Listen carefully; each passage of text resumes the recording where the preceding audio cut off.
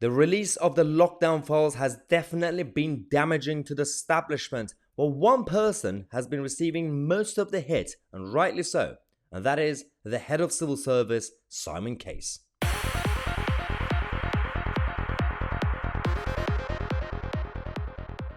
I think it's time to talk about the top of civil service. The last couple of days, because of the lockdown files and all this stuff, revelations, we've been focusing a lot on the politicians, Matt Hancock and many others, and their advisors. We have briefly talked about Simon Case in some of these conversations that we have shown on this channel, but I think it's important to focus on him for a while. There are now calls for him to resign. This is Simon Case. He was appointed by Boris Johnson at the time, and he was previously a right-hand man to Prince William, so he was seen as quite credible, quite professional, he's talented, and surely he is. He definitely has a bit of talent. You know, he's good enough to, as a young person, to get to the top of civil service overall. But some of these WhatsApp messages that have now been leaked kind of show a different side of someone like Simon Case. The reason we say this is because historically, the perception of civil service, or the whole of the government in general, in the past, decades ago, was whilst there were more upper class, old school dinosaur establishment types, they seem more as grown-ups and more professional. Because these sort of conversations, whether it was jokes, whether it was just complacency, exposes the amateurish behavior that we see.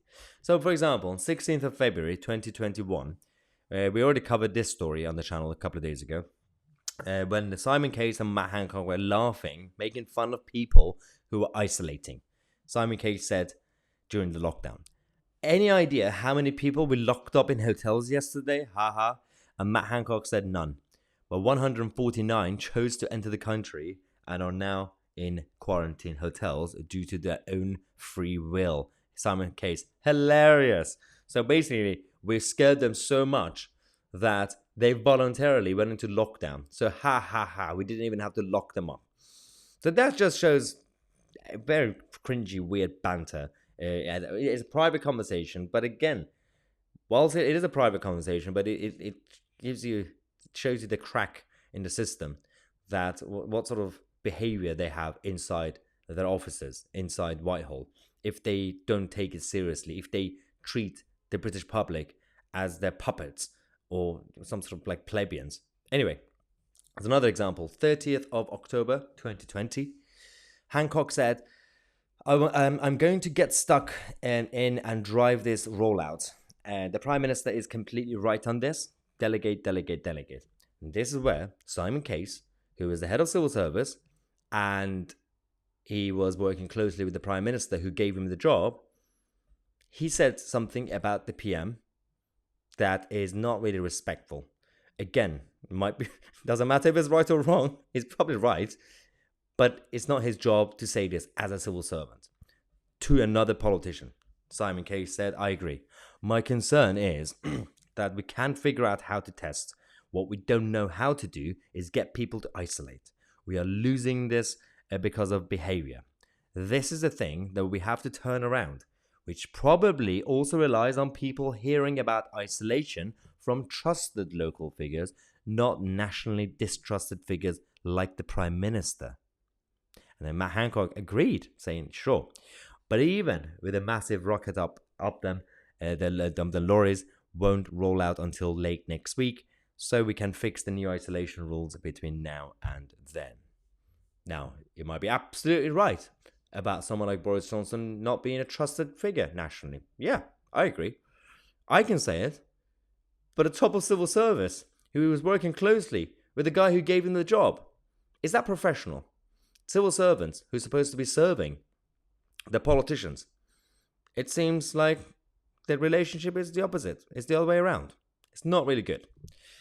14th of June, 2020. There's another situation where Matt Hancock said, FYI, for your information, since our phone call with the Prime Minister, the Prime Minister rang to talk through the numbers. He is still worried about the new cases, and I raised the bill. He's very enthusiastic. I said I needed his help to drive it through. Simon Case said, I think it suits us well to have him still focused on those numbers. It helps keep him honest, I think. So basically, keep him distracted with numbers and shiny stuff, and while we do the actual stuff. Who's supposed to be the boss here?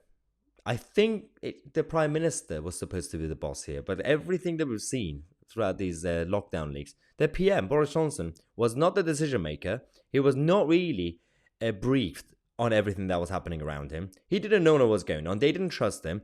They lied to him. They gave him the wrong advice. And of course, they threw him under the bus because he's the boss. So brilliant, absolutely brilliant what's been going on. But it's now exposing the bad, toxic culture of the unelected side of the state and the government. That's why they are now called for Simon Case to resign. So, a cabinet minister said, Simon Case is looking more and more ridiculous in these leaks. I think he has to go. Rishi Sunak needs to clear him out. It's the level of indiscretion in these messages that are damaging. He was also said some stuff about Rishi Sunak that's also been leaked, which is not a good look for the current Prime Minister working every day with Simon Case. Again, we had Esther McVeigh coming out to say that this is the highest civil servant in the land letting the cat out of the bag by suggesting that one of the most centrist of Conservative MPs, Boris Johnson, was pursuing pure Conservative ideology simply for questioning some of the lockdown rules. So why do we have this situation right now? Why is it that we can complain and moan about the politicians, rightly so, ministers and prime ministers, and we could create a lot of pressure using the media and everything else up to the point where they resign or we vote them out. But the people who have actual power, we have no say. We can't get them out. I think that's why. But we thought this was one of the main reasons that we voted against the European Union. We voted for Brexit because it was an unelected body of bureaucrats that we couldn't even tell who they were, let alone hire and fire. But we still have the same problem inside the country. So this is the next Brexit that's needed to happen. A wipeout of the establishment, the draining the swamp of the establishment is needed. And it is not some sort of populist rhetoric. It's just common sense reform. This country needs basic reform, and we need it now. Anyway, we're going to come back in half an hour. We're going to talk to you guys about the clash between Lee Anderson and Keir Starmer. It's going to be beautiful. Subscribe to the channel. I'm Mahyar, Tousi, and we are the media.